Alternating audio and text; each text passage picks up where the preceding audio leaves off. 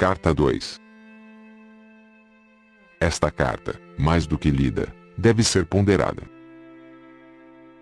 Eu sou o Cristo. Enquanto atuo desde as mais altas esferas da consciência criativa divina, minha influência envolve o seu mundo. Usando uma metáfora, estou tão distante em consciência do seu mundo quanto o Sol está da Terra.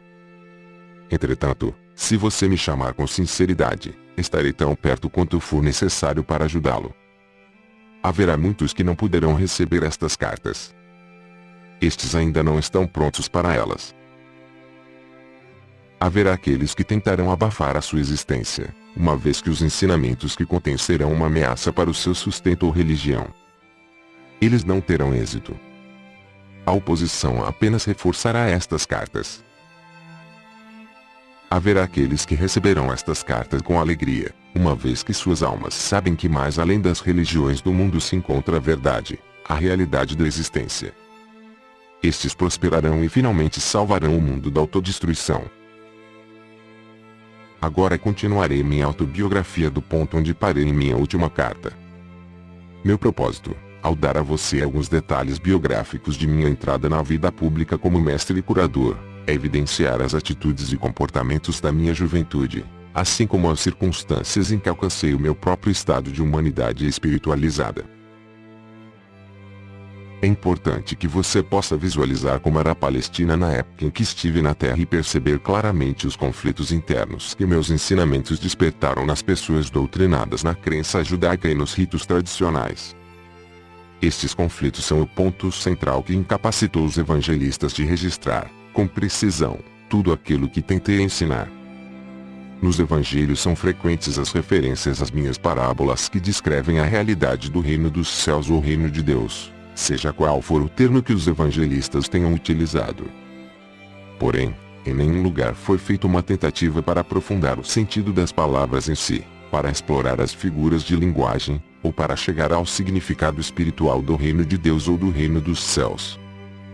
À medida que eu falar sobre os verdadeiros sermões que dei às pessoas, à luz das minhas experiências no deserto e do seu próprio conhecimento dos fatos científicos, você será capaz de entender pelo menos um pouco daquilo que tentei ensinar naquele tempo.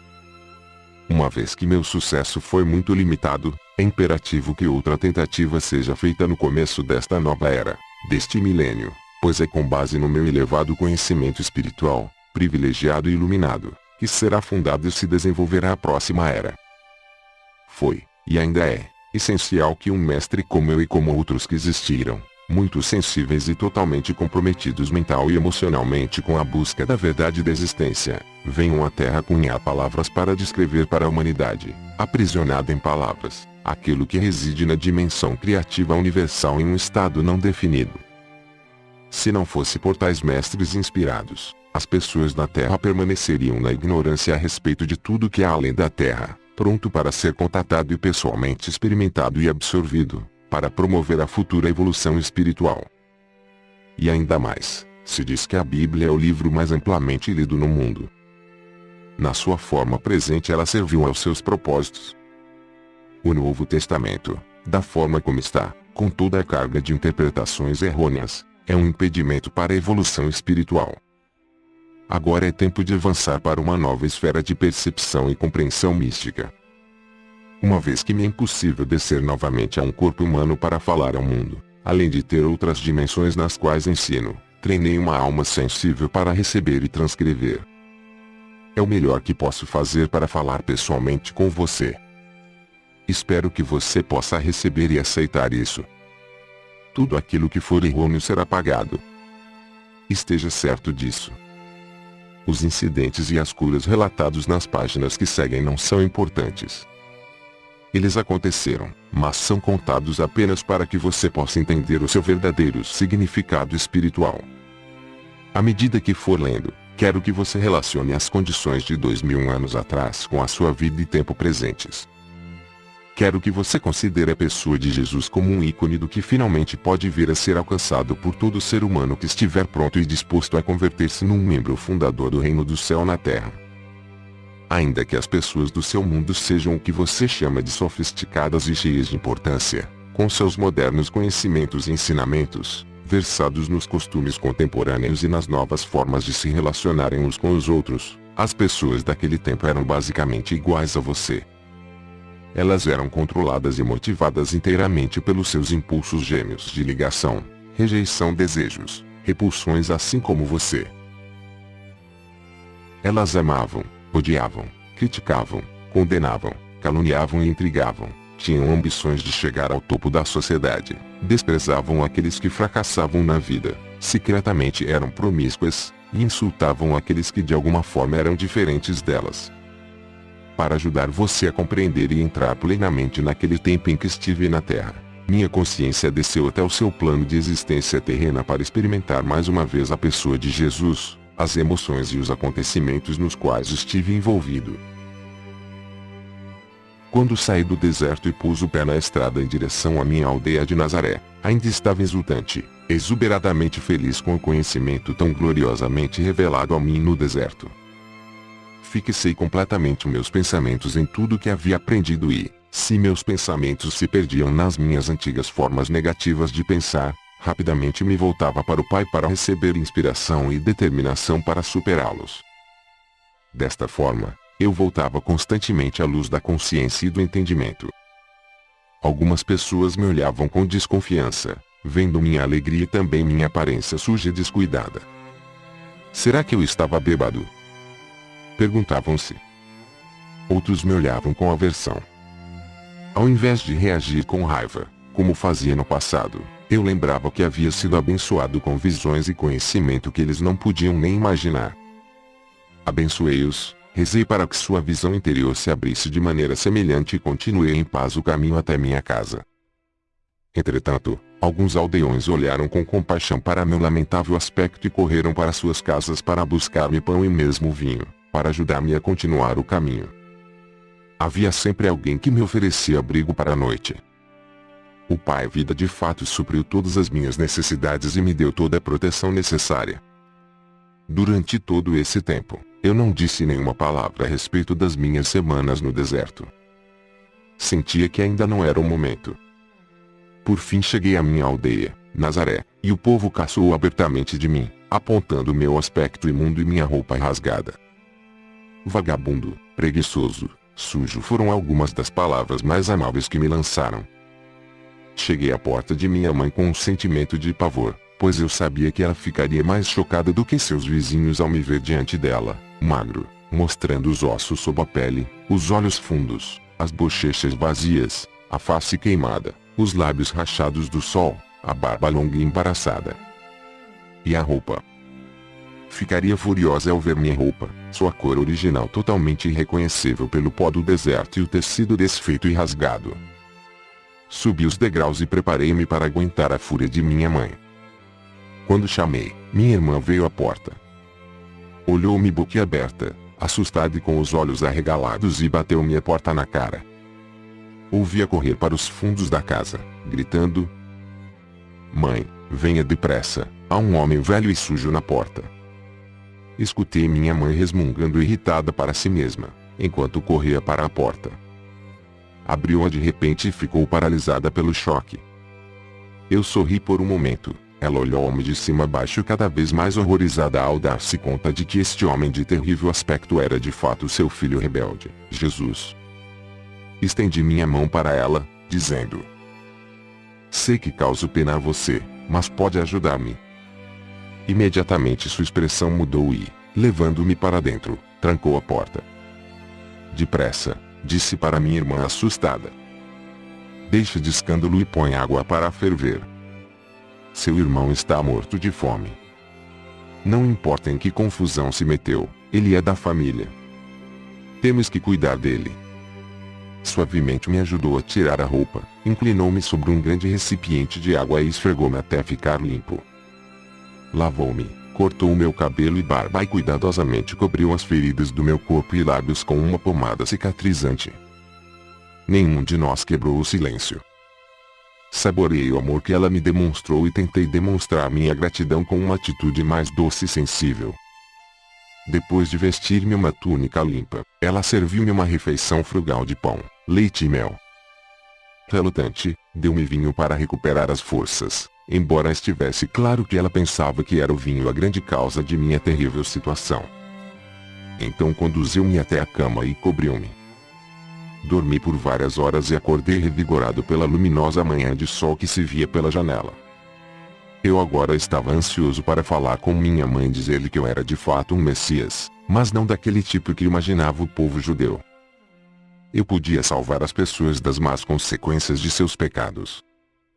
Podia ajudá-las a encontrar saúde, abundância, a satisfação de suas necessidades, porque agora podia ensiná-las exatamente como havia sido criado o mundo. Assim que comecei a falar, ela começou a ficar encantada e animada. Pulou de pé e quis sair correndo para contar aos vizinhos que seu filho era realmente o Messias, deveriam ouvir a maneira como ele falava, e ele havia jejuado no deserto. Mas eu a impedi de fazer isso. Eu disse que ainda não havia contado a ela o que me fora revelado. Uma das coisas mais importantes que havia aprendido era que os judeus ortodoxos estavam completamente equivocados a respeito de suas crenças num Deus vingativo. Não havia tal coisa. Isto a deixou contrariada e desconcertada, então exclamou: como, então, Jeová vai governar o mundo e nos tornar bons e nos fazer escutar seus profetas, se não nos castigar? Agora você ficou tão importante que pode ensinar aos sumos sacerdotes o seu próprio trabalho, que foi transmitido a eles desde o tempo de Moisés. Vai trazer ainda mais vergonha para esta casa. Ela começou a chorar e disse com raiva: você em nada mudou. Somente mudaram as coisas que diz. Você só me trouxe dor. Como pude acreditar que você seria um Messias? Com suas ideias estranhas só levará nosso povo a maior tormento do que nunca. Meus irmãos ouviram em prantos e vieram correndo, querendo colocar-me para fora de casa. Ofereci sair pacificamente, porque não queria mais alvoroço. Se essa era a forma de minha mãe reagir, eu poderia estar certo de que os demais também reagiriam da mesma forma ao que eu tinha para dizer. Percebi que precisava de paz de espírito, descanso absoluto e silêncio para colocar em ordem meus pensamentos e experiências. Teria que rezar e pedir inspiração para saber a melhor maneira de abordar os judeus com minha mensagem de boas novas. Estava certo de que o Pai Vida atenderia a minha necessidade e que eu encontraria acomodação mais conveniente em algum lugar. Minha mãe, embora furiosa com minha atitude de grande cabeça dura, estava atormentada por seus sentimentos de amor e compaixão por mim, devido ao estado deplorável em que me encontrava. Ela rejeitou tudo o que eu parecia representar: a rebeldia, o desprezo pela religião judaica, as atitudes contestadoras em relação à autoridade, meu caráter voluntarioso e arrogante. Mas ela ainda me amava e estava profundamente preocupada por me ver envolvido em problemas tão grandes quanto jamais havia pensado ser possível. Ela chamou a atenção de meus irmãos dizendo que calassem a barulhenta discussão e virou-se para mim. Pode ficar quieta que esteja melhor, disse ela. Talvez enquanto estiver por aqui, eu possa trazer bom senso para você. Posso dizer que se sair às ruas falando da forma como fez comigo, terminará em uma situação ainda pior do que agora. Pessoas boas vão cuspir e jogar seu lixo podre sobre você. Você é uma desgraça para esta família. Apesar de toda a sua raiva, ri e agradeci, beijando-a calorosamente. Fiquei contente, sabendo muito bem que, por trás de toda essa raiva, ela estava profundamente preocupada comigo. Alimentou-me bem e confeccionou-me boas roupas novas. Agradeci por tudo o que ela fez para melhorar minha aparência, porque sabia que para mover-me livremente entre os ricos e pobres deveria estar com roupas decentes e adequadas. Às vezes havia escassez de alimentos em casa. Recorrendo ao poder do Pai, eu a reabastecia sem dizer nada. Ela também não disse nada. Eu sabia que ela se perguntava, com tristeza, se além de todos os meus péssimos hábitos eu agora também era ladrão. Então me pegou com um pão recém-saído do forno nas mãos. Ela sabia que eu não havia saído de casa para comprá-lo e também que o forno não havia sido usado naquele dia. Não me disse nada, mas me olhou de forma reflexiva. Eu pude ver então as suas atitudes mudarem. Ela já não estava mais tão certa de si. Ela começava a questionar a sua própria atitude em relação a mim e também a verdade acerca das minhas afirmações, o que realmente aconteceu com ele no deserto. Como ele poderia fazer um pão sem usar o fogo, a farinha e o fermento? O que isso significa? É ele o Messias? Então meu irmão feriu sua mão. Ele sentiu muita dor quando o ferimento infeccionou. Permitiu-me colocar minhas mãos em sua ferida e fazer uma oração em silêncio. Eu podia ver que ele sentiu o fluxo do poder entrando em sua mão, porque ele me olhou de forma estranha. A dor foi embora, disse brevemente. Estava mal-humorado quando se afastou. E eu sabia que ainda que tivesse sentido alívio da dor, não havia gostado de que eu fosse capaz de ajudá-lo. Senti seu ciúme. Minha irmã havia queimado sua mão e outro irmão muitas vezes se queixava de fortes dores de cabeça. Fui capaz de curar os dois. Meus irmãos começaram a caçoar a respeito dos meus poderes mágicos. Perguntavam-se que mal eu poderia fazer a eles, se me irritassem. A tensão em casa aumentou e senti a tristeza de minha mãe, que ansiava pela paz no lar. Mas ela viu mudanças em meu comportamento e sentiu-se reconfortada. Eu estava mais tranquilo, visivelmente controlava minhas prováveis explosões, continha minha energia, refreava minha impaciência e já não discutia mais. Tornei-me mais atencioso, ouvindo suas queixas de mulher, ajudando em casa, consertando os móveis quebrados, caminhando pelas colinas até fazendas distantes para encontrar as frutas e verduras que ela queria. Cheguei a amá-la com ternura e compaixão, como uma mãe deve ser amada. Um dia ela se aventurou a perguntar-me: "Você ainda acredita que Jeová seja um mito?" Jó disse que, se Jeová retirasse sua respiração, toda a carne viria abaixo. Este é o Jeová que vi em quem acredito. Ninguém viu a Jeová, disse ela com firmeza. Eu vi aquele que criou todas as coisas, respondi calmamente. Eu o chamo de pai porque ele é amor perfeito, um amor mais perfeito que o de uma mãe, acrescentei, sorrindo para ela. Ele trabalha dentro, através e para toda a sua criação. É o Pai em mim quem tem trazido as coisas de que você necessita em casa e que curou a meus irmãos e irmãs tão rapidamente. Eu podia ver que ela estava começando a entender um pouco do que eu dizia. E o que é o castigo? Perguntou-me. Não existe castigo da forma como o compreendemos. Nascemos para nos comportarmos da forma como fazemos. Temos que encontrar uma maneira de superar nossos pensamentos e sentimentos humanos, porque estes nos separam da proteção do Pai e nos trazem as doenças e a miséria. Quando tivermos aprendido a superar o eu, então entraremos no reino dos céus. Minha mãe afastou-se silenciosa, claramente ponderando sobre o que eu dissera, mas não mais com raiva. Eu sabia que ela estava meditando sobre minhas afirmações e percebi que eu estava colocando de cabeça para baixo o seu seguro e bem conhecido mundo. Ela se sentia perdida e insegura sem sua crença num Jeová ameaçador e terrivelmente vingativo, se a humanidade fosse indisciplinada.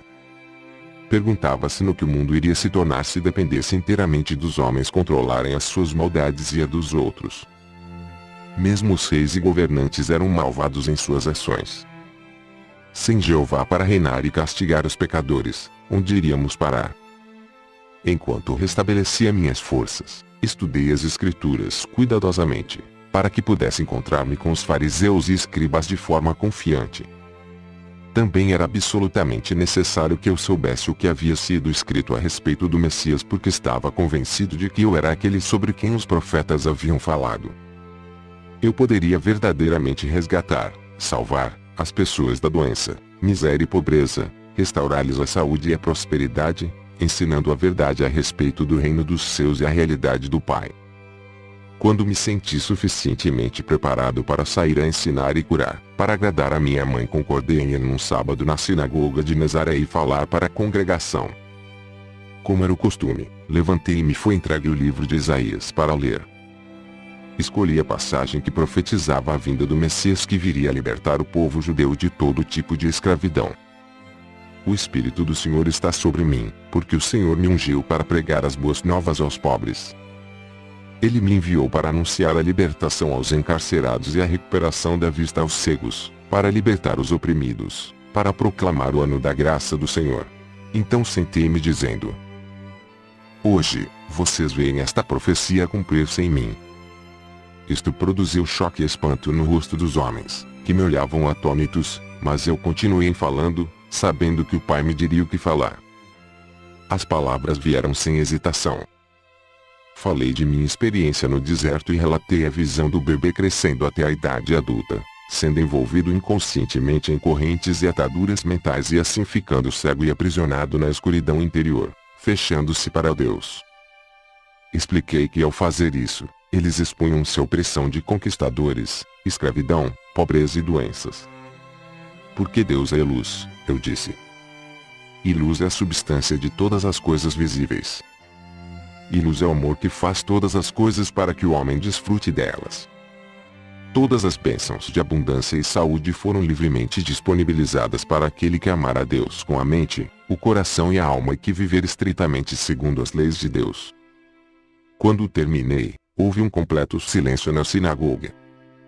Senti que a congregação havia experienciado algo estranho, poderoso e que tinha sido elevado a um plano superior do pensamento.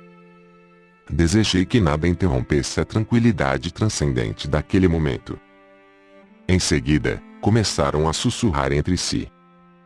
Eles se perguntavam quem eu era.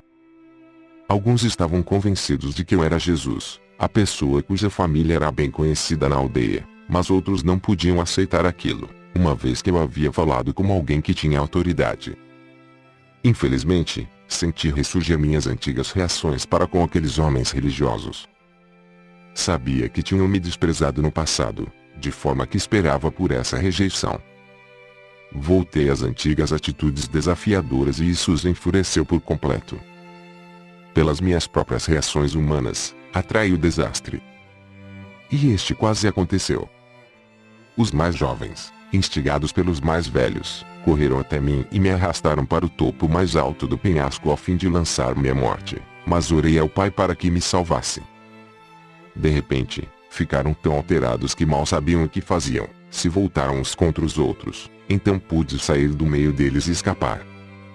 Foi estranho. Eles pareceram não notar a minha saída. Muito abalado por essa experiência, consegui mandar uma mensagem para minha mãe, dizendo que estava deixando Nazaré imediatamente e indo para Cafarnaum, uma agradável cidade junto ao mar da Galileia. A princípio, pensei em juntar-me a antigos conhecidos, mas senti intuitivamente que isso não seria o correto a fazer. De modo que durante todo o caminho, e ao entrar na cidade, pedi orientação e ajuda ao Pai para encontrar acomodações. Eu não tinha dinheiro e não pediria esmola. Ao caminhar pela rua, uma mulher de meia idade veio em minha direção. Ela carregava pesados cestos e seu rosto estava triste. Parecia ter chorado. No impulso abordei-a perguntando onde poderia encontrar alojamento. Ela disse brevemente que normalmente me ofereceria uma cama, mas que estava com seu filho muito doente em casa. Também disse que tinha ido comprar algumas provisões para alimentar os consoladores que haviam se reunido para chorar a morte iminente de seu filho. Meu coração se afligiu por ela, mas também se alegrou. Prontamente tinha sido dirigido para alguém que eu poderia ajudar.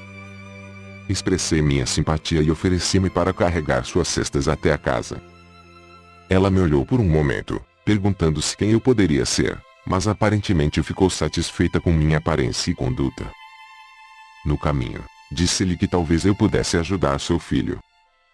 Você é médico? Perguntou-me.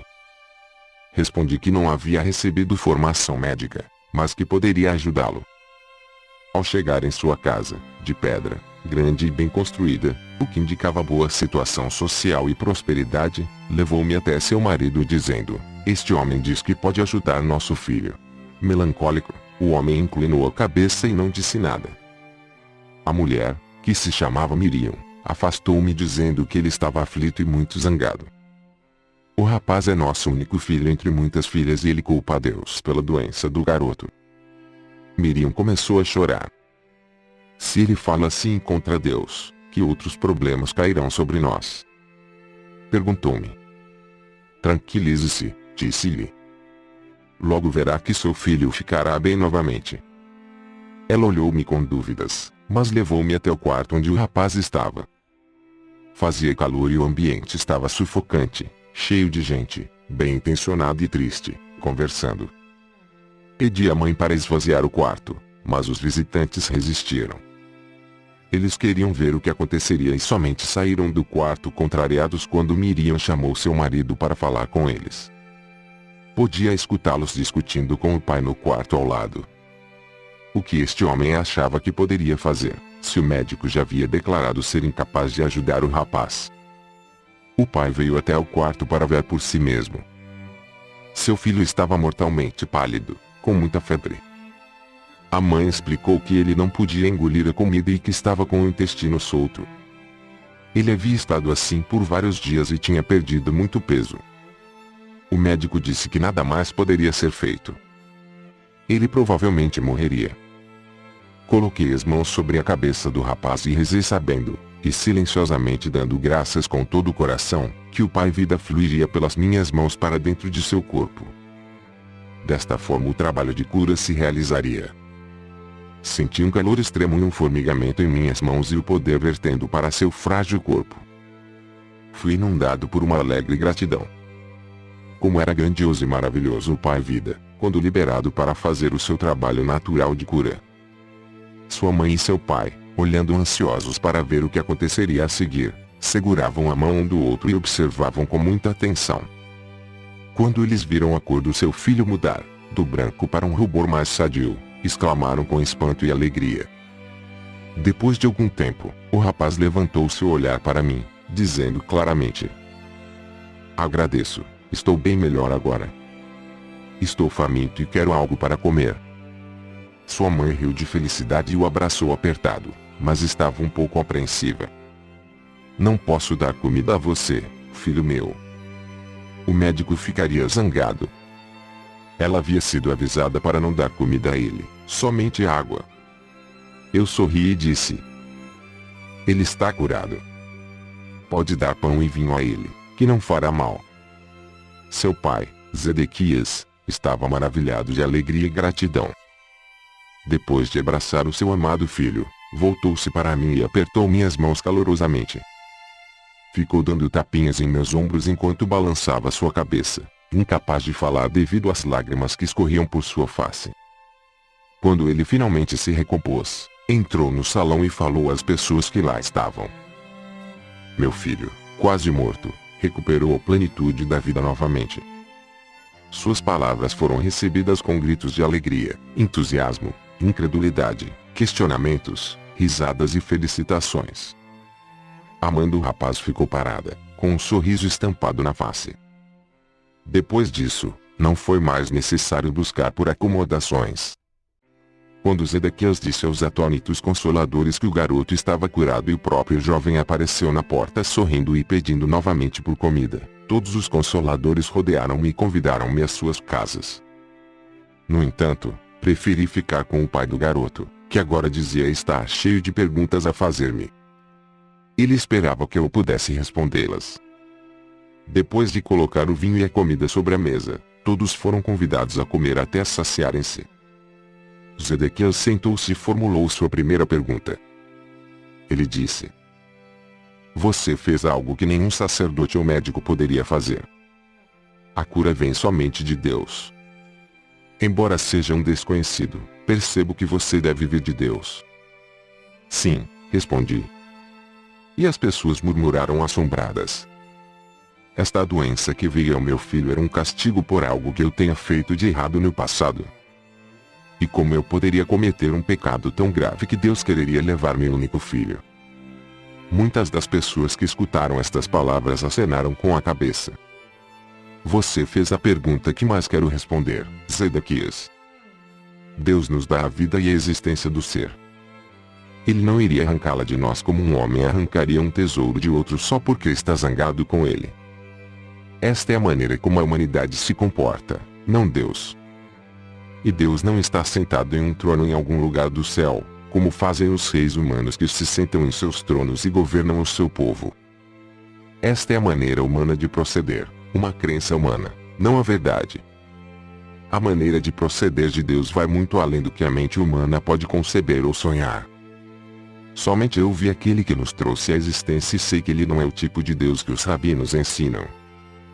vi que ele é o perfeito amor, e por esta razão eu prefiro falar do Pai, pois eu vi que ele trabalha dentro de cada ser vivo, mantendo num bom estado de saúde, assim como um pai humano trabalha para manter seus filhos bem alimentados, vestidos e protegidos dentro do abrigo de um lar. Eu vi dentro de todas as coisas do mundo. Como pode ser isso? Perguntou um homem duvidando. Não é possível para um ser individual, de qualquer tipo, estar em todos os lugares ao mesmo tempo. Mas o ar está em todo lugar, ainda que não se possa ver. No entanto, sabemos, sem dúvida alguma, que ele é muito real e muito importante para a nossa existência. Se o ar não existisse e não pudéssemos respirá-lo, morreríamos. Não podemos ver o movimento do ar que chamamos de vento, mas vemos que ele agita as folhas e conduz as nuvens no céu. Por isso sabemos que o ar está acima de nós, ao nosso redor, e que é forte. E agora pergunto, qual é a parte mais real e mais valiosa do homem, seu corpo ou sua mente? Alguns respondiam que era o seu corpo, caso contrário não teriam lugar na terra, não poderiam trabalhar, não poderiam ser vistos, não seriam conhecidos. Outros diziam que sua mente era mais importante do que seu corpo. Ao que eu respondi: a mente é a parte mais importante do homem, uma vez que sem sua mente ele não teria o comando do seu corpo. Ele não poderia comer, beber, dormir, mover-se, planejar, não poderia viver. Contudo, não podemos ver a mente. Simplesmente sabemos que temos uma mente por causa dos pensamentos que ela produz e porque os pensamentos elaboram algum tipo de ação em nossas vidas. Acreditamos que a mente funciona por meio do cérebro. Sim, é assim que funciona. Senão, como poderia o cérebro, que nasceu da carne, produzir pensamentos, sentimentos, ideias e planos? Agora deve estar ficando claro para vocês que é assim que o Pai está presente em todas as coisas. Ele é a mente que dirige a mente humana, fazendo o seu grande trabalho dentro de cada ser vivo. Sabemos que é assim, porque vemos as maravilhas da sua obra. Vemos o crescimento das crianças, vemos o alimento que comem ser milagrosamente convertido em outra substância que os nutre e os faz crescer. Como isso acontece não sabemos, nem sequer podemos imaginar. Mesmo que soubéssemos, ainda assim continuaríamos sem saber o que acionou tão importante processo de vida dentro dos corpos vivos de cada espécie. Vejam de que forma tão maravilhosa os corpos de cada espécie são formados e criados propositalmente, de forma expressa para transformar o tipo de alimento que se come em energia para nutrir ossos, sangue e carne. Agora que nos mostrou todas estas coisas, podemos ver que elas são realmente maravilhosas. Exclamou um jovem. Elas são. Vemos os jovens corpos passando por suas várias etapas de desenvolvimento e vemos suas mentes acompanhando seu desenvolvimento físico até que começam a desejar encontrar um cônjuge para se tornarem pais. Logo, o grande trabalho da concepção é realizado e o crescimento da semente dentro do útero continua até que a criança chegue a seu desenvolvimento pleno. Pensem. Quem determina este constante crescimento tão ordenado dentro da mulher? De onde vêm os planos que regem o correto desenvolvimento da cabeça, do corpo e dos membros, os quais são invariáveis de uma mulher para outra e de uma espécie para outra? Quem decide o momento exato em que o nascimento terá início, o meio físico pelo qual a criança deve ser trazida à luz, a provisão do leite para a criança? Pensem. É a mãe. Não é a mãe. Ela é apenas a testemunha de tudo o que ocorre dentro dela desde o momento em que seu marido tem estado com ela e plantado a sua semente para se juntar a dela. Deus faz todas estas coisas de longe. Estes pensamentos chegam a cada homem e mulher para decidir quando estas coisas devem acontecer? Não, todo este trabalho é realizado pelo poder criativo da mente, a vida inteligente e amorosa dentro de todos os seres vivos. Vemos o amor dos pais por seus filhos, sejam eles pássaros, animais ou homens. De onde vem este amor? Ele provém do poder criativo da mente, o perfeito amor, do Pai que está em nós. É por causa do trabalho que o Pai faz com as plantas, árvores, pássaros, animais e com o próprio homem que hoje estamos aqui, vivos, respirando, comendo, dormindo, tendo filhos, envelhecendo e então morrendo para passar para um lugar mais feliz. Tudo isso é a obra do Pai que está ativa dentro de nós. Como podem negar a verdade de tudo o que disse a vocês nesta noite? Hoje, viram um jovem agonizante que foi trazido de volta à plenitude da vida em pouco tempo. Fui eu quem o curou? Não. Por mim mesmo não posso fazer nada. Foi a vida, que é o Pai ativo dentro de todas as coisas, que veio com toda a força para reparar um corpo doente e trazê-lo novamente de volta à plena saúde, porque acreditei que assim seria e não duvidei. Houve suspiros de satisfação na sala. Nova luz, novo interesse, inclusive podia ver-se uma nova doçura em seus rostos. Por que então o homem sofre tão dolorosamente? Perguntou Miriam. Porque quando o homem é concebido, quando a vida toma forma dentro da semente, ela se reveste da condição humana que o separa de qualquer outro indivíduo no mundo. Para fazê-lo único, uma figura isolada, não unida a nenhum outro, solitário, privado, sua própria pessoa, ele torna-se sujeito a, é controlado por dois impulsos poderosamente fortes em sua natureza terrena: o de ligar-se a todas as coisas que deseja muito e o de rejeitar e afastar tudo aquilo que não quer. Estes dois impulsos básicos do homem estão presentes em cada coisa que ele faz ao longo da vida e são inteiramente responsáveis pelos problemas que atrai para si. Embora o Pai esteja ativo no interior do homem, não há nada de humano nele. Portanto, o Pai nada retém, nada rejeita, nada condena, nem mesmo vê a transgressão. Tudo aquilo que o homem faz e que chama de pecado é apenas deste mundo e só existe punição neste mundo, porque é uma lei da existência terrena. Como você sabe, que tudo o que você semear, mais tarde colherá. Pelo fato de extrair sua vida e sua mente do Pai, o próprio homem é o criador dos seus pensamentos, palavras e ações. Seja o que for que ele pensa, diz, faz e acredita, retorna a ele da mesma forma, algum tempo depois. Não existe castigo que venha do Pai, quaisquer que sejam os males que assolarem a humanidade, estes são o completo resultado de suas próprias decisões. As pessoas murmuravam que este era um ensinamento totalmente novo e que fazia mais sentido do que tudo que havia sido ensinado a eles antes. Várias vozes me incitavam a contar mais.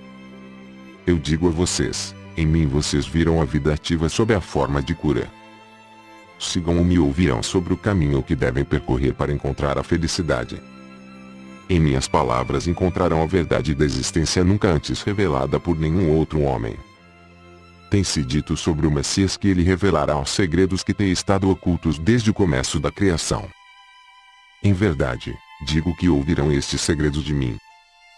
Se escutarem com cuidado, entenderem seu significado, praticarem sua verdade e apegarem-se às suas leis, serão transformados em novos homens e entrarão no reino dos céus. As pessoas ficaram em silêncio por um momento e então houve um clamor de conversa animada. Mas Zedequias levantou-se e disse que era hora da família descansar. Seu filho precisava dormir e sua esposa e filhas também estavam exaustas de tanto chorar. Ficou combinado que na manhã seguinte eu iria até o porto e as pessoas doentes seriam trazidas até mim. Desta forma, fui capaz de empreender minha missão e tudo foi rapidamente arranjado da melhor forma possível. Parecia que se eu não efetuasse as curas, não haveria interesse nem aceitação de tudo o que eu havia dito.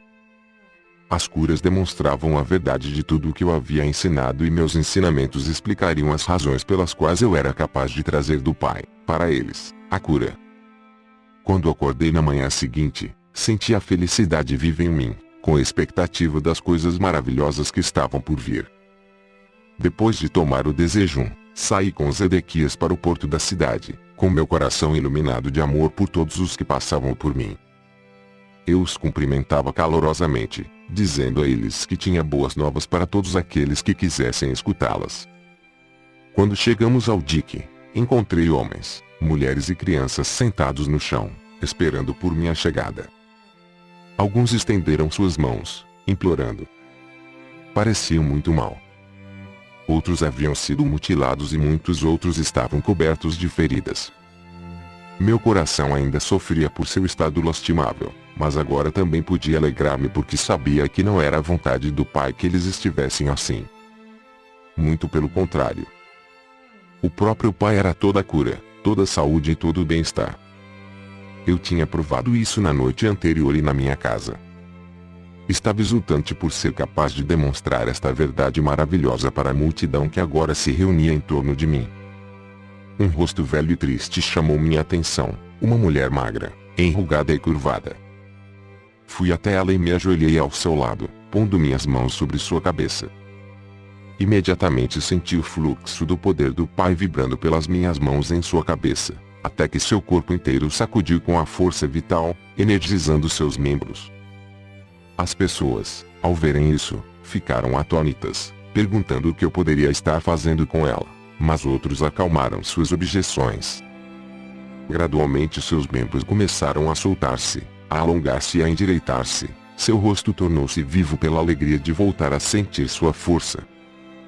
Ajudei-a a se levantar e então ficou de pé por si mesma com todo orgulho. Ela estava tão tomada pela felicidade que começou a chorar, depois riu e dançou, chamando as pessoas. Louvado seja Deus, dizia ela, louvado seja Deus, e outros que ali estavam repetiam o refrão. Todos estavam profundamente comovidos com o que haviam visto. A aglomeração de pessoas apertando-se contra mim foi tão grande que Zedequias ofereceu-se para controlá-la.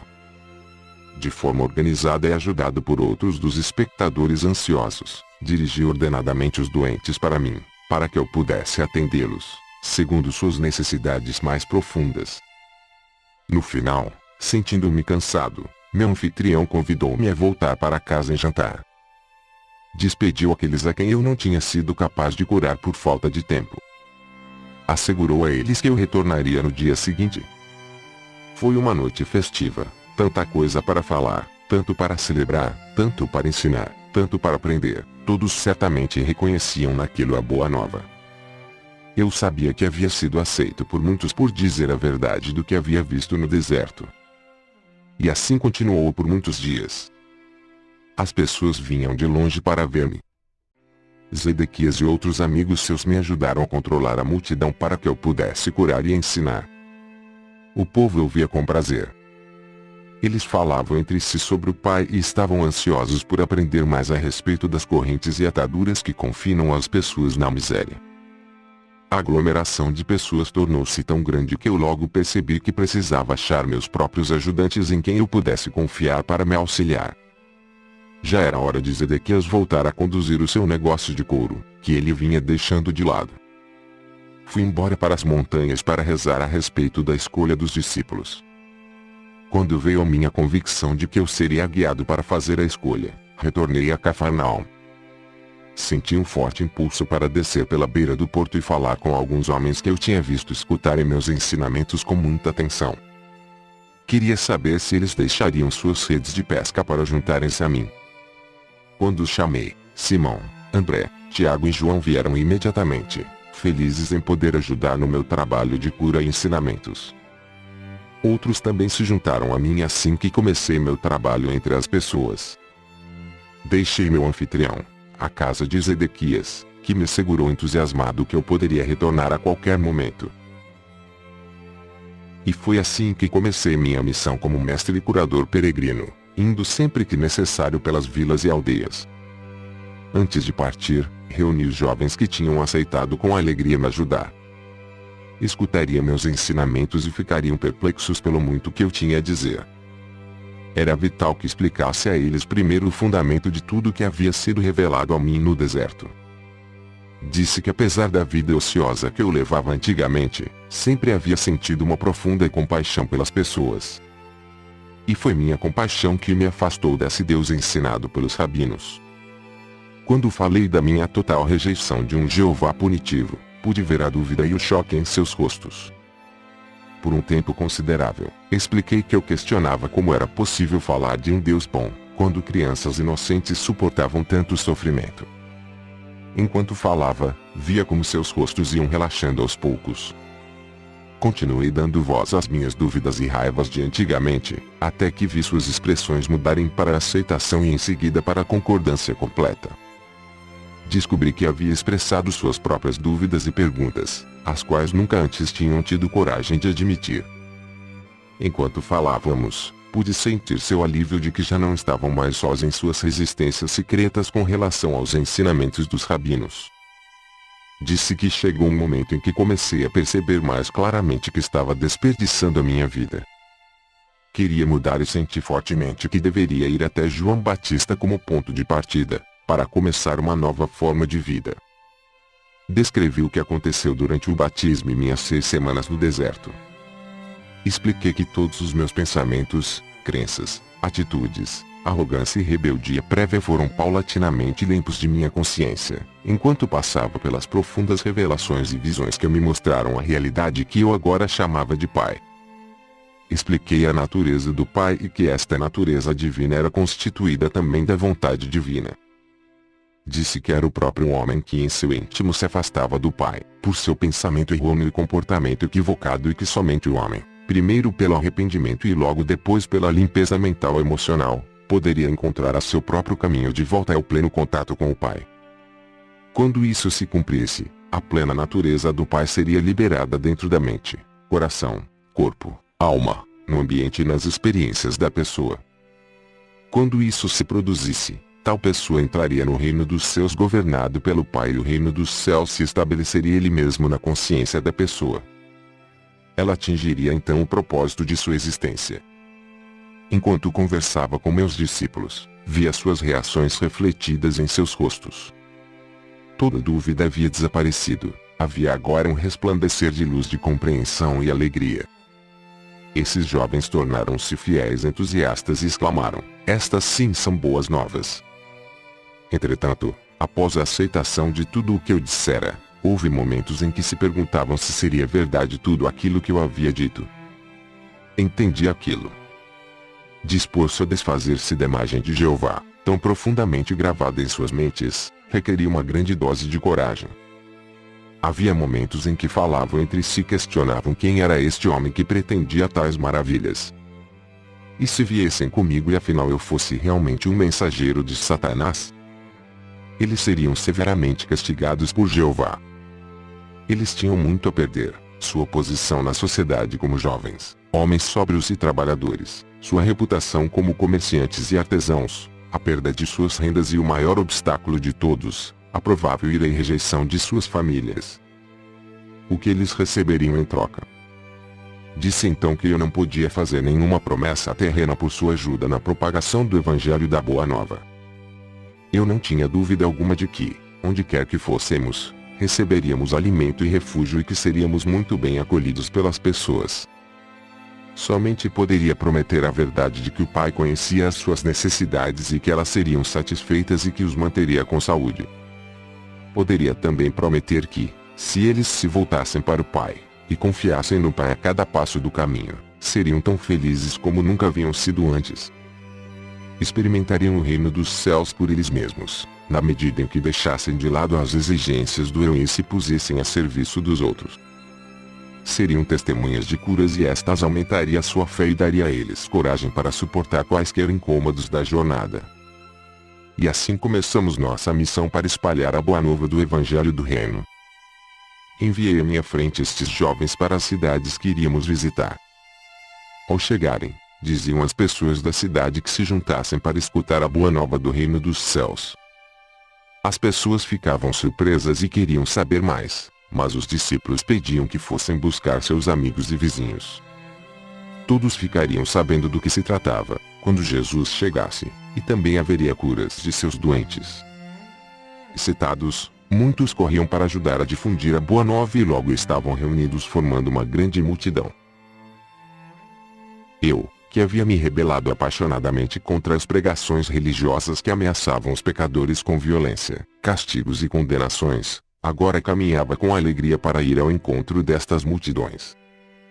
Eu tinha a minha boa nova para compartilhar com eles e iluminar o seu dia, além de curar suas doenças e aflições, para encher de alegria as suas vidas.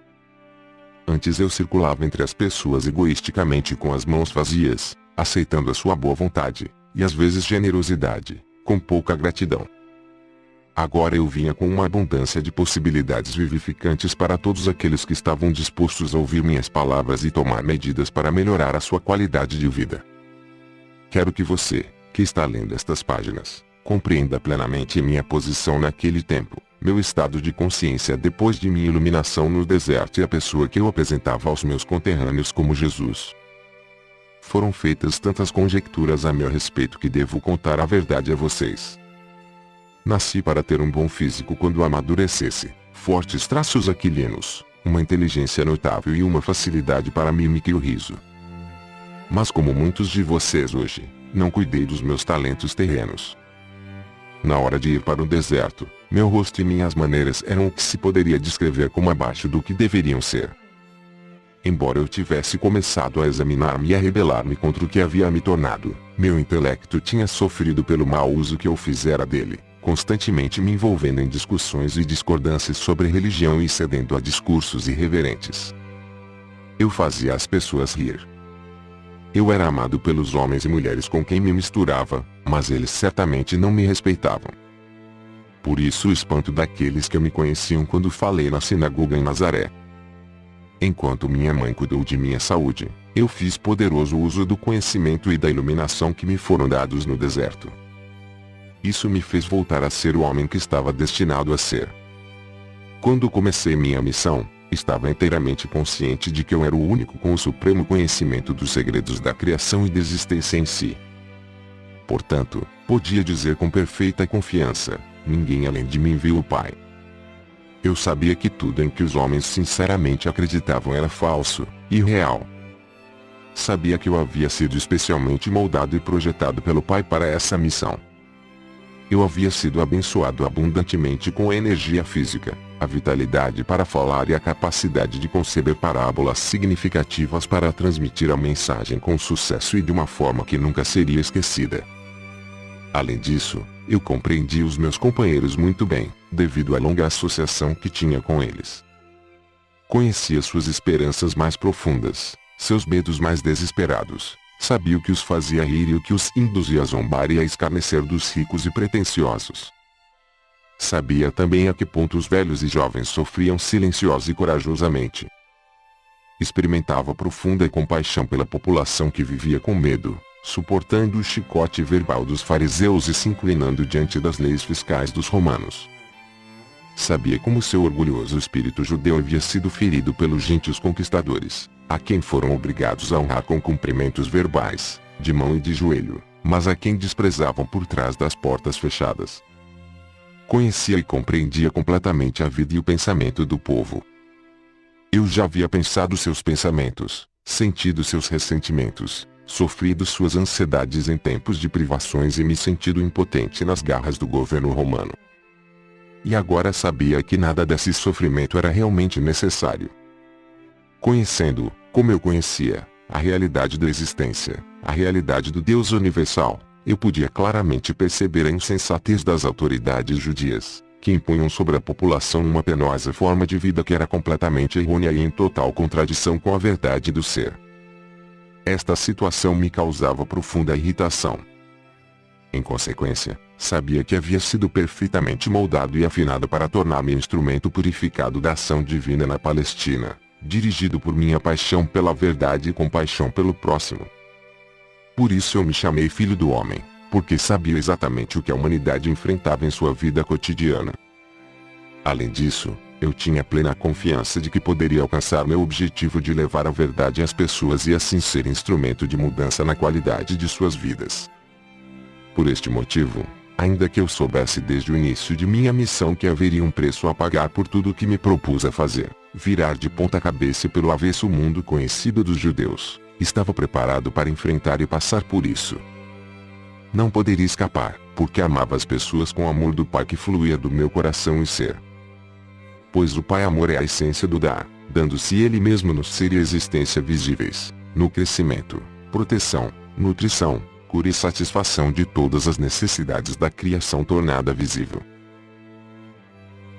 Eu sabia que era o presente de salvação do Pai para as pessoas, para o mundo, e, não, como eles supuseram e ensinaram durante séculos, a salvação do castigo imposto aos pecadores por um Deus irado, mas para salvar as pessoas da repetição diária dos mesmos enganos do pensamento errôneo, pensamento esse que lhe criou seus infortúnios, pobreza, doença e miséria. Porque amava tão profundamente a raça humana, eu estava preparado para ensinar e curar, desafiando os sacerdotes judeus. Estava disposto a morrer na cruz pelo que verdadeiramente tinha visto no deserto. Conhecia com todo o meu coração e queria compartilhar até a última gota de minha capacidade para fazê-lo. Esta é a verdade sobre a minha crucificação. E todo o resto que você ouviu são suposições humanas decorrentes da prática judaica de oferecer sacrifícios no templo. Eu era um presente do Pai para a humanidade, para ajudá-la a superar sua ignorância das leis da existência e a encontrar o verdadeiro caminho da vida, que conduz à alegria, à abundância e à perfeita plenitude do reino dos céus. Estas eram as percepções, os desejos, as intenções, os objetivos e os pensamentos que levavam em minha mente e coração. Esta era a roupagem mental e emocional terrena que cobria minha consciência espiritual oculta na cabeça e figura de Jesus. Esta era a minha consciência espiritual, canalizada nos pensamentos e sentimentos que me impulsionaram a empreender uma jornada de 3 anos, para levar às pessoas aquilo que eu acreditava plenamente ser o resgate final de sua própria forma cega de pensar e sentir, a qual criava suas próprias vidas turbulentas. Eu verdadeiramente acreditava que, se pudesse demonstrar às pessoas tudo aquilo que me havia sido dado a compreender, perceberiam sua loucura anterior e se esforçariam por mudar sua forma de pensar e colocar o pé na direção do caminho da vida que conduz ao reino dos céus. Para este fim, eu estava disposto a dar minha vida. Por causa da interpretação errônea atribuída à minha missão pelos mestres judeus, minha verdadeira mensagem foi distorcida até não ser mais reconhecida. O propósito destas cartas é o de trazer às pessoas desta nova era a verdade sobre o que eu realmente falei para as multidões na Palestina. Portanto, voltando ao relato daquela época, deixe-me retroceder um dia especial que deu frutos entre meus ouvintes e que produziu uma impressão duradoura nas mentes de meus discípulos. Assim, para mim também esse foi um dia especialmente significativo. Eu me distanciei por um tempo da pressão das pessoas, indo às colinas rezar e meditar, buscando recarregar minhas baterias espirituais, fazendo uma profunda, forte e mais poderosa conexão com o Pai dentro de mim. Esta conexão era tão rapidamente obscurecida no interior de minha consciência, quando estava ocupado entre as multidões, que eu estava exausto. Chegando à caverna que utilizava quando me encontrava naquela área, puxei um pedaço de pano que ficava escondido sob uma pedra e me deitei para dormir. Ao invés de dormir, no entanto, senti imediatamente o fluxo da vida divina, o Pai, e o cansaço foi dissolvido enquanto meu corpo era carregado com o poder que é a fonte criativa de todo o ser. Fui elevado em consciência no interior de uma luz dourada e, enquanto eu viajava para o alto dessa luz, ela subitamente mudou para o mais puro branco e eu soube que, em consciência, estava nos portais do equilíbrio, que é o eterno, o universal, a dimensão infinita que está além de toda a concepção da mente humana. Observei a luz, mas eu não fazia parte dela, nem ela estava poderosamente dentro de mim, uma vez que esta era a dimensão Deus do vazio, da não forma do equilíbrio universal. Mas ela se comunicava comigo e infundia-me com seu brilhante amor. Isso mais uma vez gravou em mim que ela era o processo criativo, aperfeiçoador, curador amor que governa toda a existência. Sabia que onde quer que houvesse necessidade, haveria satisfação, como o constante fluir das águas que enchem um lago. Onde reinava a miséria, haveria alegria porque era a natureza do universal mover-se para o interior de cada coisa viva que tem necessidades, para trazer satisfação e alegria. Eu sabia que, onde não houvesse crescimento, surgiriam as circunstâncias para promover o crescimento. Eu sabia que, onde houvesse um sentimento de fracasso, desafios seriam providenciados para estimular as pessoas ao sucesso e à autoconfiança. Eu vi que este trabalho amoroso constantemente iniciado pelo Pai na vida das pessoas sobrecarregadas pode não ser reconhecido como um presente de amor pelas pessoas que o recebem. Elas podem estar tão afundadas em sua apatia, sentimentos de fracasso e na crença de que nada de bom lhes acontece, que não conseguem ver outra coisa em suas vidas além de suas próprias crenças e sentimentos. Consequentemente, ficam enraizadas no inferno criado por elas, para elas mesmas. Não havia necessidade de sentir pena de ninguém. A única necessidade era ter um coração compassivo e a determinação de levar-lhe a verdade para curar sua ignorância. O maior presente que um homem poderia dar a outro era a iluminação da ignorância sobre a existência e suas leis cósmicas, pois a verdade era que cada alma está compreendida no universal e os níveis do fluxo da atividade universal em suas vidas, através do trabalho amoroso do Pai, dependem inteiramente da receptividade do indivíduo. Compreendi que o que as pessoas precisavam ouvir urgentemente era o que eu acabara de aprender. Elas precisavam ver e compreender plenamente a intenção, o propósito e o potencial do amor, que era a mesma substância do seu ser. Por causa de sua descrença, elas poderiam rejeitar o trabalho amoroso do Pai como se fossem desafios dolorosos e então se renderiam ao fracasso para sempre. Eu vi então, com mais clareza ainda, que havia sido enviado para despertar as pessoas para todas as possibilidades de autodesenvolvimento, de prosperidade e realização da alegria e da felicidade, mas dependeria delas que acordassem e aproveitassem aquilo que era oferecido. Lembro que esta elevação durou a noite inteira e na manhã seguinte acordei sentindo-me mais vivo do que nunca. Minha mensagem tinha sido esclarecida. Tinha visto, ainda mais claramente, a realidade do Pai e sabia que era capaz de sair naquele dia para encontrar a multidão e transmitir o poder e a vida daquilo que me havia sido mostrado. Enquanto descia da caverna, fui até uma grande rocha de onde se via o íngreme precipício. Quando me sentei, olhei abaixo a cidade que visitaríamos naquele dia. Podia sentir aquele processo de aperfeiçoamento, aquele impulso que tudo criava, o Pai, surgindo em mim e ansiava por compartilhar aquilo com os demais, antes que os problemas da vida diária o encobrissem, e isso perdesse o poder e a força motriz no interior de minha consciência humana. Meus discípulos se juntaram a mim um pouco depois. Ao chegarmos à cidade, eles orientaram as multidões para que se dirigissem para um terreno inclinado além das casas. Em pé, sobre uma grande rocha no meio deles, comecei a falar. Descobri que a paixão, a alegria, o desejo, a veemência e a convicção vertiam espontaneamente nas palavras que pronunciava. Vocês estão extremamente cansados e pressionados. Suas tarefas se tornam mais pesadas à medida que envelhecem. O estômago fica vazio com frequência, suas roupas estão puídas, as pessoas irritam vocês e sentem que não há fim para os problemas e aflição de espírito. Mas esta não é a verdade referente às suas existências. Suas vidas foram destinadas a ser muito diferentes. Se pudessem ver além dos seus sentimentos, se pudessem elevar suas mentes para fazer contato com o Pai dentro de vocês, poderiam ver e saber qual deveria ser o estado de suas existências. Perceberiam que foram criados para desfrutar da abundância, da proteção, da boa saúde e da felicidade. Mas como vocês vivem cotidianamente suas vidas com medo do bem e do mal, acreditam e esperam estas coisas mais do que acreditam que o Pai é vida e amor abundante em vocês, que provê todas as coisas necessárias para a saúde e o bem-estar, são justamente as experiências que mais temem aquilo que atraem para suas vidas e seus corpos. São as suas crenças a respeito do bem e do mal que obscurecem, turvam, tudo que o Pai tem reservado para vocês, se acreditarem no Pai Amor. Vocês julgam o seu hoje e esperam do seu amanhã o mesmo que experimentaram no passado. Em consequência, seus males de ontem são continuamente repetidos no futuro.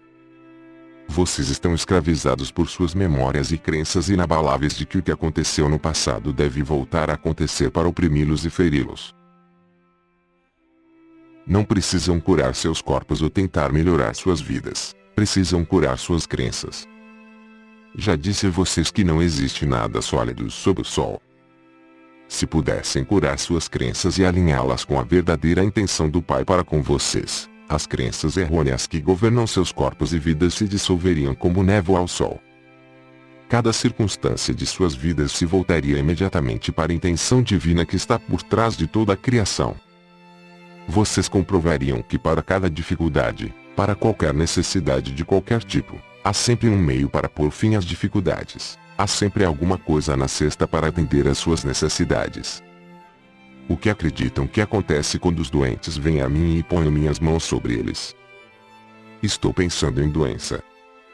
Estou querendo saber se a pessoa será curada. Tenho medo de que o Pai esteja dormindo ou tão distante que não possa ouvir-me. Não. Se meus pensamentos fossem incrédulos como estes, não haveria cura. Quando a pessoa se aproxima de mim pedindo que a cure, Imediatamente me alegro porque sei que o poder que é o Pai está em mim, preparado e aguardando para curar no momento que eu assim pedir. Eu agradeço porque sei que a vontade do Pai é a saúde e não a doença. Portanto, rezo para que a vontade do Pai seja feita no doente. No momento em que removo a crença da doença do corpo do doente, sei que a vontade do Pai de saúde está fluindo para o seu sistema. O mesmo se dá com a aparência. A aparência de doença se transforma em realidade do Pai saúde e o corpo recupera sua saúde novamente. A doença nada mais é do que uma baixa na vitalidade, uma redução da vida, na parte afetada. Restaure o Pai vida na verdadeira intenção e no plano do seu sistema. O sistema inteiro funcionará como deveria. Foi dito que Deus manda enfermidades, pragas, penúrias e destruição às nações, quando não obedecem às suas leis. Foi dito que vocês mesmos são castigados por um Deus irado por causa dos pecados que cometeram. O que é o castigo senão a maldade sob disfarce de bondade?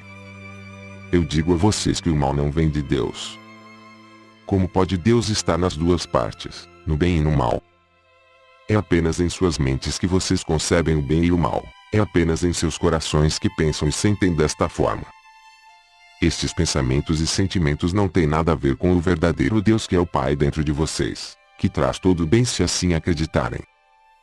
É a crença no bem e no mal que há em seus corações, que traz para vocês a doença. Na realidade vocês vivem no reino dos céus que está em vocês e são governados pelo Pai. Porém, porque acreditam nos castigos de Deus, porque acreditam que somente os sacrifícios no templo os salvarão, porque acreditam que são herdeiros da doença, da pobreza e da miséria, vocês criam com suas mentes as mesmas coisas que não desejam. Não se sintam abatidos, alegrem-se e sejam felizes e saibam que aqueles que passam necessidades, longe de ser castigados e abandonados por Deus, ainda que tenham pecado, são verdadeiramente abençoados. O homem que não tem nada é rico no poder do Pai se escutá-lo, confiar nele e viver nele. Quando seus estômagos estão satisfeitos, quando seus corpos conhecem o bem-estar e suas mentes e corações estão confortáveis, vocês não têm necessidades urgentes de que o Pai torne-se ativo em vocês para satisfazer suas necessidades. Vocês acreditam que seus próprios pensamentos e mãos satisfazem facilmente suas necessidades, de forma que quando falam de Deus podem apenas falar sobre o que ouvem por outros. Vocês mesmos não têm nenhuma experiência direta de Deus. Considerem os ricos. Estão mergulhados, confinados, atolados em suas próprias riquezas.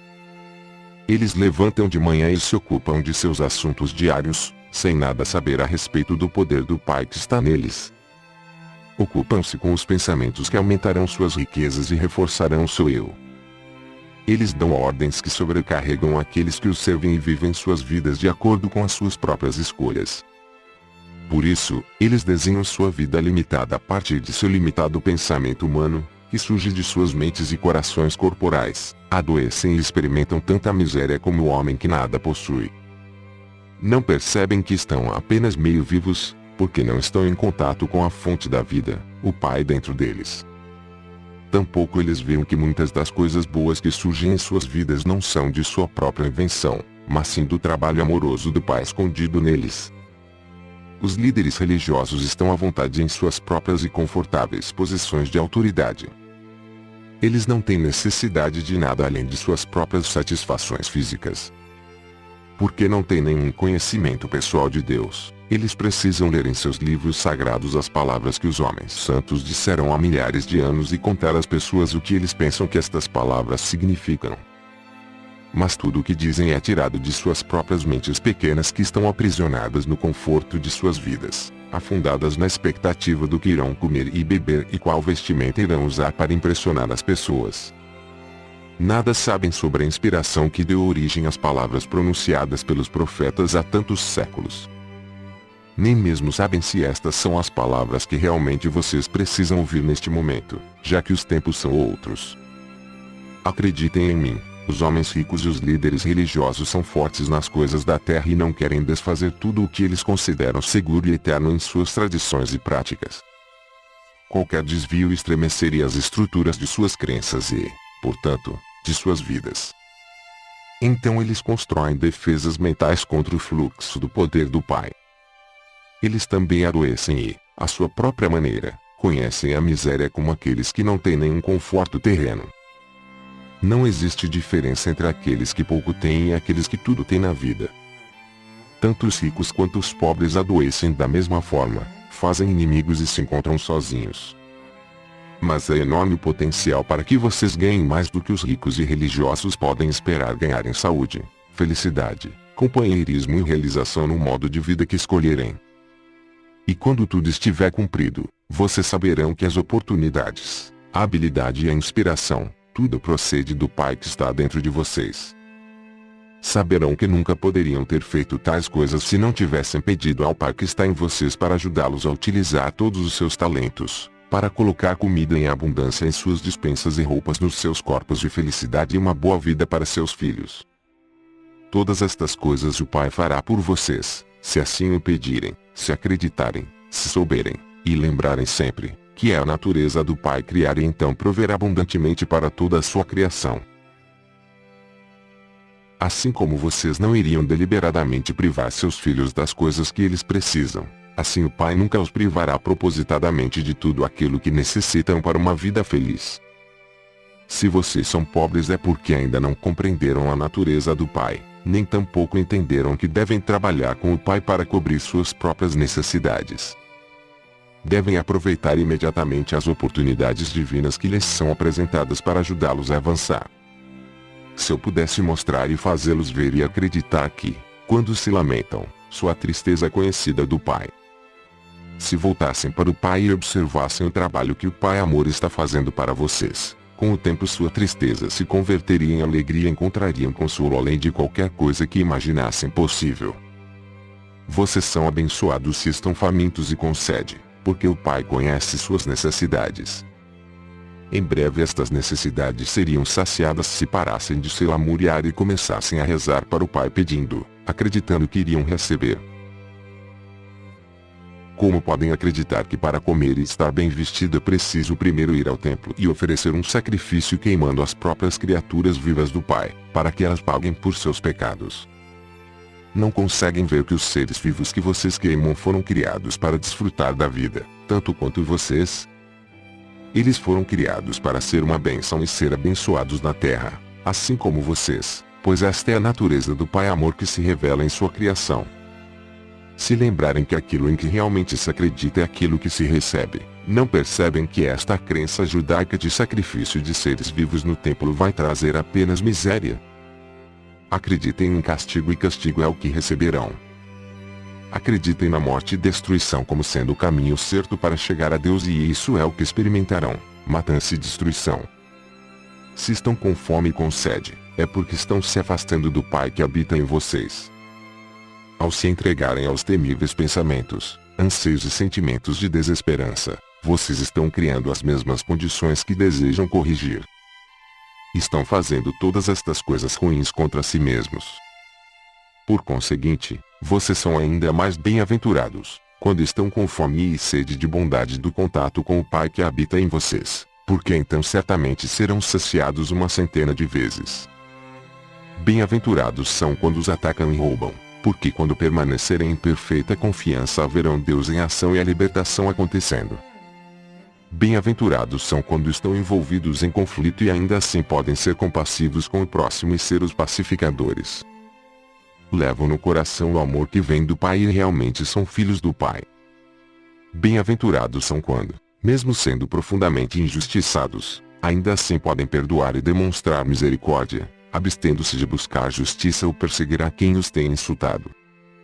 Coloquem-se diretamente em sintonia com o amor que é Deus ativo em vocês e da mesma forma serão poupados nos momentos de dificuldade. Os mais abençoados de todos são os puros de coração, porque estes se livraram de toda raiva, ódio, vingança, maldade, inveja e dureza de coração, e estão diante do mundo como amor feito visível. Eles vão conhecer a realidade chamada Deus e saberão que a realidade é o Pai dentro deles. Como posso ajudá-los a ver esta grande verdade? Como posso ajudá-los a ver a realidade do reino dos céus, o reino de Deus? Vocês não têm que ficar olhando para o céu, porque não é lá onde verão a atividade do Pai de forma tão clara que, sem dúvida alguma, reforçará a sua fé. É aqui, onde através dos séculos as pessoas têm cometido o grande erro de olhar para os seus sonhos e imaginação, criando por si mesmos um Jeová que não existe. Não encontrarão o Pai acima de vocês, em algum lugar do céu.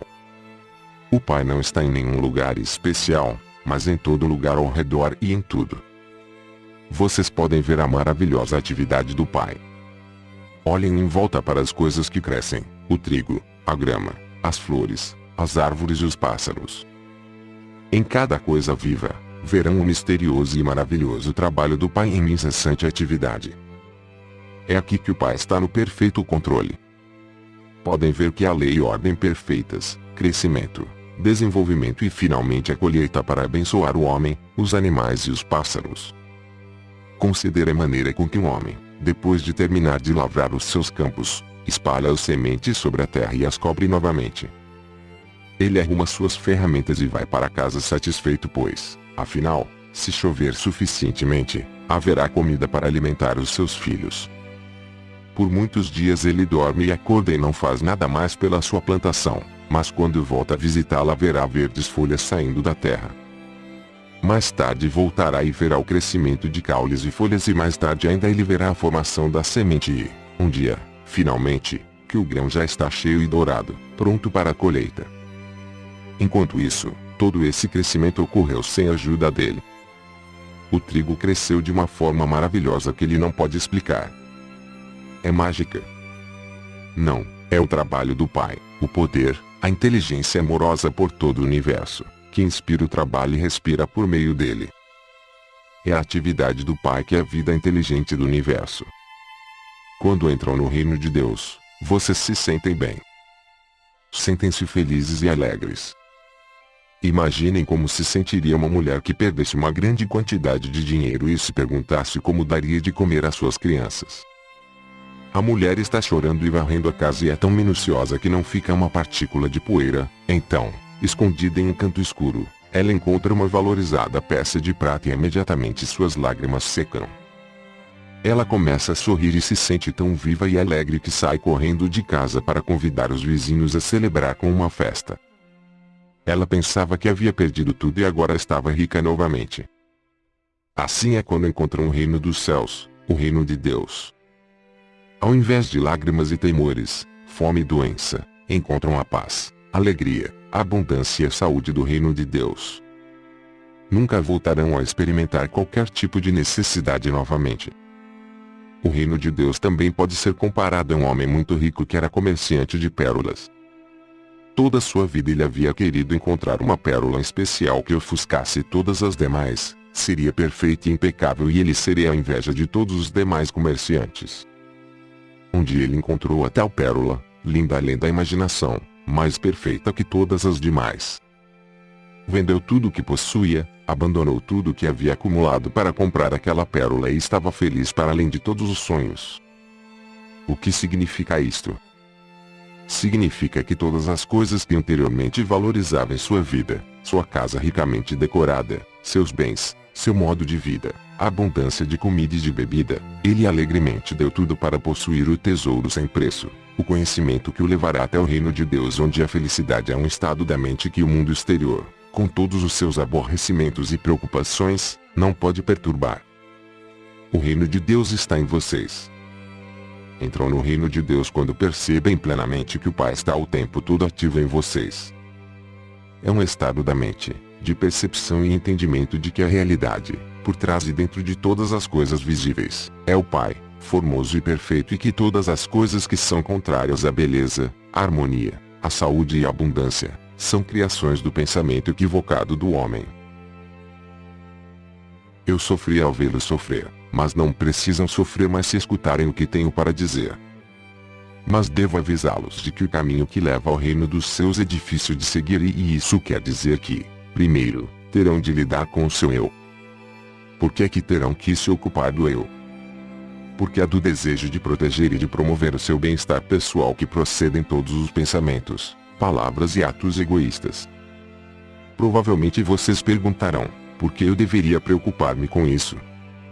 Se o que diz é verdade, que não há castigo, que Deus não vê as faltas, então por que deveríamos estar preocupados com a maneira como nos comportamos? Há tanta coisa para ser aprendida aqui que eu mal sei por onde começar. Como já expliquei, vocês extraem sua vida do Pai. Portanto, extraem sua capacidade de pensar e de amar do Pai. Como o Pai inteligência é criativo, assim também a consciência de vocês é criativa. Com a sua mente e coração vocês realmente modelam os planos de suas próprias vidas e experiências. E qual tipo de vida vocês planejam e modelam em suas mentes? Se alguém irrita ou machuca vocês, retaliam de alguma forma, acreditam que se alguém se apropria de seu olho, devem retirar o olho do adversário em troca. Acreditam que quem mata deve ser morto como castigo ou compensação. Acreditam que quem os rouba deve pagar por isso, que aquele que rouba a sua mulher deveria ser apedrejado junto com sua esposa. Acreditam que é necessário exigir o pagamento pelo mal que passa por sua vida. Como é da natureza humana ferir os outros e vocês têm sido ensinados a retaliar, suas vidas são um contínuo cenário de guerra. Guerra no lar entre maridos e esposas, filhos, vizinhos, entre pessoas públicas e também entre as nações. O Pai ignora esta guerra em suas vidas, mas conhece a tensão que surge dela em suas mentes e corpos. Mas nada pode fazer para aliviar esta dor, até que vocês mesmos coloquem um fim a ela. Vocês mesmos devem cessar a luta e viver em paz com suas famílias, seus vizinhos, entre empresários, entre pessoas públicas e entre países. Só então, o trabalho amoroso do Pai poderá tomar seu lugar em sua mente, coração, corpo e vida. Só então poderão reconhecer e ver o trabalho amoroso que está sendo realizado em vocês, e para vocês, pelo Pai. Lembre-se também da grande lei: vocês colhem exatamente aquilo que plantam. Não se pode colher figos de amoreiras, nem uvas da árvore de espinhos, ou colher trigo do joio. Pensem nisso e compreendam esta parábola porque isso é muito importante para vocês, não somente nos dias de hoje, mas também em todos os seus dias e anos que virão, mesmo na eternidade. Assim, se querem mudar suas vidas, mudem seus pensamentos, mudem suas palavras decorrentes desses pensamentos, mudem suas ações decorrentes desses pensamentos. Aquilo que está em suas mentes criará todas as suas experiências, suas doenças, pobreza, infelicidade e desespero. Um homem gritou para mim: diga-nos, mestre, como podemos permanecer em paz com nossos vizinhos quando eles mesmos não vivem em paz conosco? Sorri para ele e disse: quando seu vizinho chega até você e diz que ele tem que viajar a alguma distância e não quer ir sozinho e pede para você ir com ele, o que você faz? O homem riu. Se meu vizinho quisesse me levar para longe do que eu estivesse fazendo, eu não ficaria satisfeito. Eu diria a ele para encontrar outra pessoa para ir com ele porque eu estava ocupado. E como se sentiria o seu vizinho? Perguntei. O homem encolheu os ombros. Eu não sei. E na próxima vez que precisasse dele para fazer um favor a você, como ele responderia ao seu pedido? O homem já não ria mais. Ele não respondeu. Outro homem disse: ele irá xingar e dirá para você ir a outro lugar pedir ajuda. Eu disse às pessoas. Ele respondeu acertadamente. E como ele se sentirá? E apontei para o homem que primeiro havia falado, sorrindo para ele. Uma mulher gritou acima dos risos. Ele dirá a todos aqueles que encontrar, como é miserável e egoísta o vizinho que ele tem. Talvez ele vá querer machucá-lo de alguma forma. Houve gritos de concordância e eu assenti. Sim, ele vai ter esquecido que uma vez foi pedir ao seu vizinho para caminhar com ele por 1 ou 2 milhas e este se recusou. Não verá a lei da semeadura e da colheita trabalhar em sua vida. Ele a pôs em movimento quando se recusou a acompanhar seu vizinho e agora ele está colhendo o resultado de suas atitudes e ações. De que adianta ficar com raiva quando foi ele mesmo quem criou esta situação? As pessoas riam e assentiam com a cabeça e falavam uns com os outros. Nunca antes eles haviam escutado tal conhecimento do comportamento humano. Havia aqui um ensinamento completamente novo. Disse a eles: aconselho que quando seu vizinho vier pedir a vocês para caminhar um pedaço de caminho com ele ou qualquer outra coisa que o deixe mais à vontade e feliz, que primeiro pensem sobre o que gostariam que ele fizesse por vocês se também tivessem uma necessidade. Como gostariam que ele respondesse ao seu pedido? Um murmúrio varreu a multidão e pude ver que eles entenderam o que eu estava dizendo. De fato, se seu vizinho pedir para que o acompanhe por 1 milha, façam isto com agrado e estejam dispostos a caminhar por 2 milhas, se necessário. Quando recusam algo às pessoas, não percebem, mas enrijecem sua mente e corpo, para se protegerem da obrigação de fazerem qualquer coisa que não querem fazer. Colocam em tensão sua mente e corpo e o pai também é tensionado e não pode fazer seu trabalho amoroso dentro de vocês e é deste enrijecimento que surge a doença. Pode ser que encontrem alguém em extrema necessidade, que tenha frio ou esteja infeliz e que peça a vocês o manto. Não passem por ele olhando de longe. Algumas pessoas riram. Sabiam que era isso que fariam. Não. Entreguem a ele o seu manto e se ele realmente estiver com frio, também a sua túnica.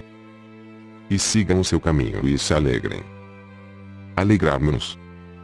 Perguntou uma voz descrente. Eu ri e disse. Sim, meu amigo, alegre-se. Primeiramente porque possui uma túnica e um manto para dar e, logo, alegre-se por perceber que agora tem falta de uma túnica e manto, e o Pai dentro de vocês fará retornar em breve suas roupas de alguma forma surpreendente. No entanto, se entregar a túnica e o manto e continuar a caminhar, resmungando para si mesmo, e agora, por que fiz isso? Fui um tolo. Agora, sentirei frio no lugar dele e as pessoas rirão de mim porque dei a ele minha túnica e manto e fiquei eu mesmo sem nada, e o que dirá a minha mulher quando eu chegar em casa? As pessoas concordavam e riam, apreciando a imagem do homem que dá sua túnica e manto e em seguida lembra que coisa insensata fez a si próprio. Eu sabia que, muitas vezes, se privavam para ajudar os outros, e lamentavam sua generosidade logo depois. Esperei por um momento e então falei em voz alta para conseguir plena atenção de todos. Mas eu não disse que colhem o que plantam. Não disse claramente que seus pensamentos, palavras e ações criam sua vida futura. Então o que querem semear para colher depois de terem dado a túnica e o manto ao estranho? Querem que seus presentes voltem novamente para vocês, ou querem ficar sem a túnica e o manto durante muito, muito tempo? Porque é isso que acontecerá se continuarem seus caminhos irritados e chateados porque doaram suas roupas. Suas palavras e ações selarão, endurecerão como uma rocha, a pobreza que trouxeram para vocês por terem doado a túnica e o manto. As pessoas já não riam nem sorriam mais, estavam muito caladas e escutando atentamente. Lembre-se, primeiro façam aos outros o que gostariam que fizessem para vocês e então haverá paz e contentamento em sua mente e coração e o Pai poderá fazer o seu amoroso trabalho em seu corpo, mente e coração. Doem e doem abundantemente e alegrem-se porque vocês têm presentes para doar aos necessitados e porque, enquanto estão doando, seus dons vão sendo restaurados da forma que mais necessitam. Doem com o coração contente, doem com confiança e com o conhecimento de que onde houver carência em suas vidas, assim fará o Pai o seu trabalho amoroso com abundância em vocês, e para vocês. Nada façam com o coração pesado, porque um coração pesado é o que continuarão tendo. Doem tudo com o espírito alegre, a fim de que tudo em suas vidas traga para vocês somente alegria e iluminação espiritual. Um homem comentou. Isso vai contra a natureza do homem. É natural preocupar-se com o futuro. A roupa é cara, a comida é difícil de encontrar. A vida é uma luta constante. Respondi em voz alta porque ele estava apenas dizendo o que eu sabia que a maioria dos meus ouvintes estava pensando. Mas você não sabe com certeza se amanhã estará lutando para viver. Não sabe se amanhã terá um trabalho esplêndido ou qualquer outra coisa maravilhosa que possa vir para você. Não sabe isso, mas o que está tornando certo para você mesmo é que não haverá um trabalho maravilhoso ou qualquer outra excelente oportunidade em sua vida, porque você está criando as circunstâncias do seu amanhã. Ele irritou-se. Eu estou. Como estou fazendo isso? Não acabei de explicar? Virei-me para o povo rindo. Digam-me, como foi que este homem de túnica vermelha, aqui na frente, criou seus amanhãs? Houve silêncio na multidão. Então um jovem rapaz, Marcos, gritou para mim. Eu sei. Ele disse que deveria lutar para comprar comida e roupa. Você tem nos dito que aquilo que pensamos e falamos, nós receberemos. Exatamente, eu disse. Você é um menino muito inteligente. Você compreendeu. Cuidem para não criar para vocês mesmos as coisas que não desejam. E eu ficarei contente que você seja meu discípulo quando for mais velho, se seus pais assim o permitirem. Algumas pessoas riram, mas outras não. Eu via que elas não acreditavam em nenhuma palavra do que eu dizia. Nunca entrarão no reino dos céus estando angustiados. Se hoje o seu dia foi difícil, por que se lamentar por isso?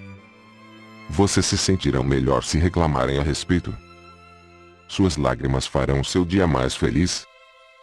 E se vocês se angustiam pelo seu amanhã, estão carregando-o de penúrias e fadigas antes mesmo que ele chegue.